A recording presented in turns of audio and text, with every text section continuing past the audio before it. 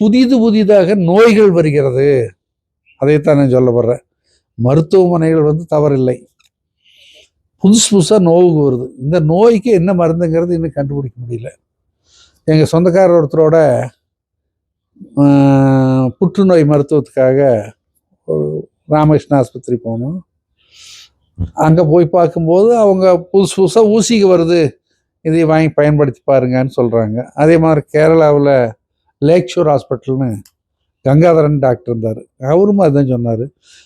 நான் கேட்டேன், அவர் ஒரு சிவனடியார், ஐயா டாக்டர் ஐயா இந்த ஊசி போட்டோம்னா நல்லா ஆகுங்களான்னு. நீ முன்னால் போய் பாரு, போர்டை பார்த்து வாரினார். என்னன்னா ஆராய்ச்சி மையம், நீ சாப்பிட்டு நல்லா போச்சுன்னா இது நான் 4 பேர்த்துக்கு எழுதி கொடுப்பேன், சாப்பிட்டு செத்து போயிட்டான் ஒருத்தருக்கு எழுதி தரமாட்டேன். இது ஆய்வு. ஆக இப்படிப்பட்ட நோய்கள் இன்னைக்கு நிறைய பரவிட்டு இருக்கு. சரி, இந்த நோய்களுக்கு இப்போ நம்ம சித்த மருத்துவர்கள் சொல்லிட்டு இருக்கிறவங்க ஏதாவது நல்ல மருத்துவமனை இருக்கான்னு இல்லை. இந்த சிலை சாப்பிட்டா, அந்த தலை சாப்பிட்டா, அதை சாப்பிட்டா சொல்றாங்களே தவிர ஒரு சிறந்த சித்த மருத்துவர்கள்னு யாராவது பிடிக்க முடியுமான்னு இல்லை. ரொம்ப ரேர். அவங்கள தேடி கண்டுபிடிக்கணும். வாட்ஸ்அப்பில் போட்டோம்னா ஏதோ, இந்த கூகுளில் போட்டோம்னா ஏதோ வருது. அது ஒன்றும் உருப்படியான ஆளுக்கு இல்லை. ஆனால் எல்லாருமே மருத்துவர்னு போட்டுக்கிறாங்க. நான் சொல்கிறது மட்டும் கேளுங்கிறாங்க. ஆக இப்படிப்பட்ட நோய்கள் ஒரு பக்கம் மனிதர்களை கொண்டுட்டு இருக்குது. மருத்துவமனைகள் அதிகமாகிட்டே இருக்குது. மருத்துவம் படிக்கிறவங்க நிறைய படிக்கிறாங்க. வெளிநாடுகளை படிச்சுட்டு இங்கே வர்றவங்க இருக்காங்க. இந்த நாட்டில் படிச்சுட்டு வெளிநாட்டுக்கு போகிற மருத்துவர்கள் நிறைய இருக்கு. வெளிநாட்டில் இப்போ பார்த்தீங்கன்னா லண்டனில் 2 பேர் நம்ம உறவினர்கள் இருக்காங்க. அவங்க இல்லாமல் நல்ல பெரிய அளவில் கணவன் மனைவி 2 பேருமே மருத்துவர்களாக இருக்காங்க. பெரிய அளவில் சம்பாதிக்கிறாங்க. இப்படி இங்கிருந்து போகிறவர்கள் அங்கே இருக்காங்க, அங்கேருந்து வர்றவர்கள் இங்கே இருக்காங்க. சென்னையில் போயிட்டிங்கன்னா பிரம்மாண்டமான மருத்துவமனைகள். இப்போ அமிர்தானந்த மாயம்மா அவங்க ஒரு அதை விட பிரம்மாண்டமாக ஒன்று பண்ணியிருக்காங்க, ஆளுக்கு தங்குறதுலேருந்து எல்லாத்துக்குமே. ஆனால் எங்கேயோ சும்மா வைத்தியம் பார்க்குறாங்களா?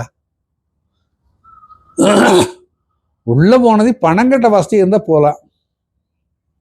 பணங்கட்ட வசதி இல்லாதவன் ரோட்டில் சாகலாம். 2 தாண்டி ஒன்றும் இல்லை. நீங்கள் இலவச ஆம்புலன்ஸ் விட்டுருக்கானே தவிர அவனுங்க கூட எங்கே தூக்கிட்டு போகிறான்னு, காசு எங்கே கொடுக்குறான்னா அந்த டிரைவருக்கு காசு கொடுக்குற பக்கம் தூக்கிட்டு போய் உள்ள படுக்க வச்சிடறான். அரசு மருத்துவமனைக்கு போகிறதில்லை. இன்னைக்கு நல்லா இருக்குது அரசு மருத்துவமனை. இன்னைக்கு திருப்பூரில் ஒரு நாள் போயிருந்த ஒருத்தரை பார்க்கறதுக்கு ரொம்ப சிறப்பாக இருக்குது. ஆனால் நம்ம மக்களை அரசு மருத்துவமனையை விரும்புறதில்ல.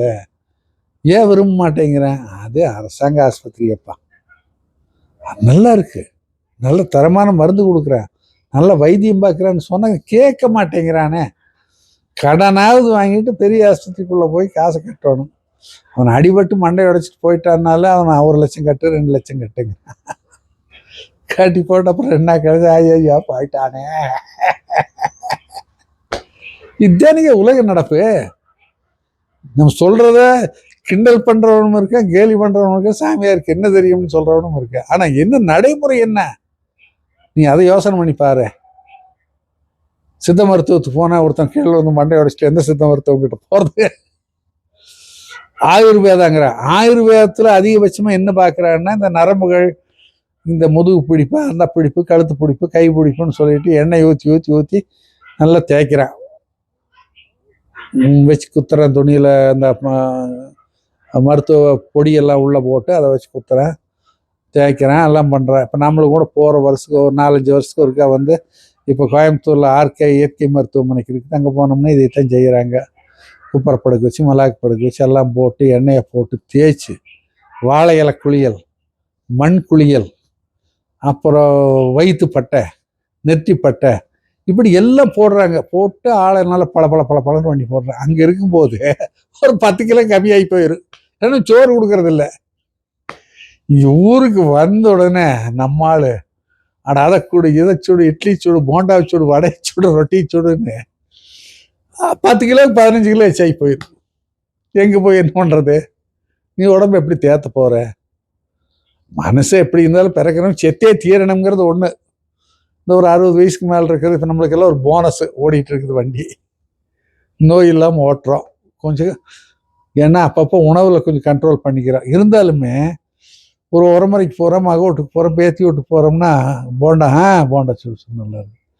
ஆலப்பாளையத்தில் நம்ம ஐயா வீட்டுக்கு போனோம்னா அம்மா வந்து நல்லா உருளைக்கிழங்கு போண்டா போடுவாங்க, ஒரு 10 போண்டா தள்ளு.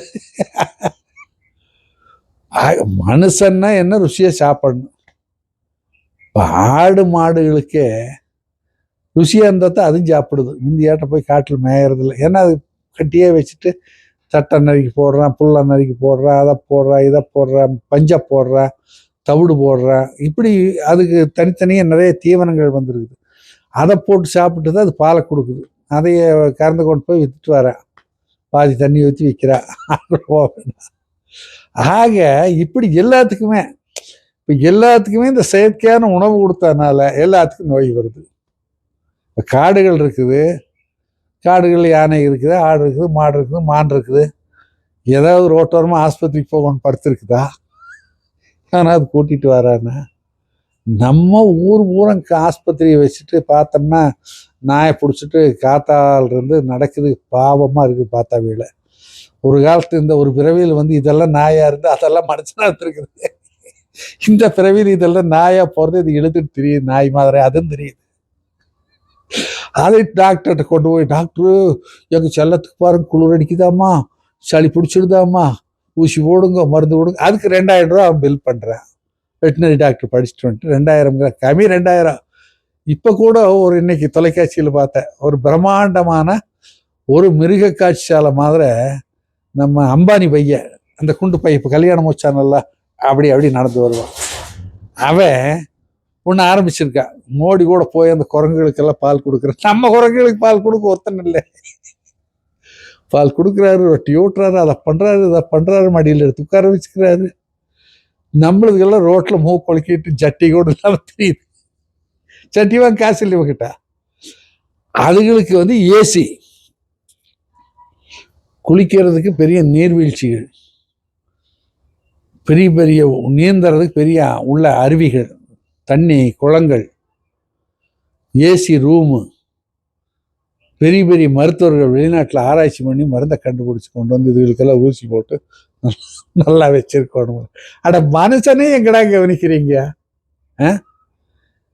இந்த மாதிரி இலவச மருத்துவமனைகள் கொடுங்க. நிறைய பேர் வயசானவங்க எல்லாம் ரோட்டில் கஷ்டப்படுறாங்க. இங்கே கூட கேட்பேன், குறைஞ்ச காசில் ஏதாவது டாக்டர் இருக்குதுன்னா நாம் இன்னைக்கு என்ன சொல்கிறோம், சென்னை சில்ஸ்கார் ஆஸ்பத்திரிக்கு போங்க ஐயா, இவர் 30 ரூபா தான் வாங்குவாங்க, நல்லா வைத்தியம் பார்ப்பாங்கன்னு நாம் சொல்கிறோம்.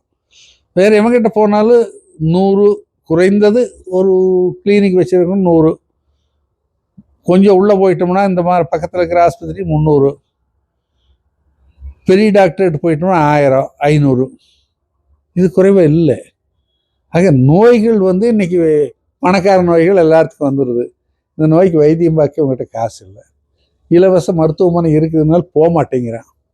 ஆக மக்கள் வந்து இந்த இலவசங்கள்ங்கிறத வந்து சும்மா ஏதாவது கொடுத்தான்னா வந்து தெரியுறான். சோறு போட்டான்னா அங்கே 500 பேர் அடிச்சுக்கிறான். கீழே இருந்து நான் 10 பேர் செத்து போயிடுறேன் கூட்டத்தில். அதை போய் ஆஸ்பத்திரியில் பாரு, அவன் என்ன ட்ரீட்மெண்ட் கொடுக்குற, எப்படி இருக்குது பாரு, நல்லா இருந்தால் நீ அதில் வைத்தியம் பார்த்துக்கோ. இதெல்லாம் உலகியல் நடப்பு.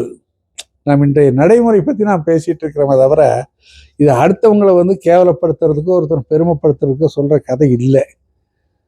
ஆக மொத்தம் இந்த உலகியல் நடைமுறையை நாம் ஏற்றுக்கணும். இன்னும் கொஞ்சம் இருக்குது, நாளைக்கு பேசுவோம். மகிழ்ச்சி, வாழ்த்துக்கள்.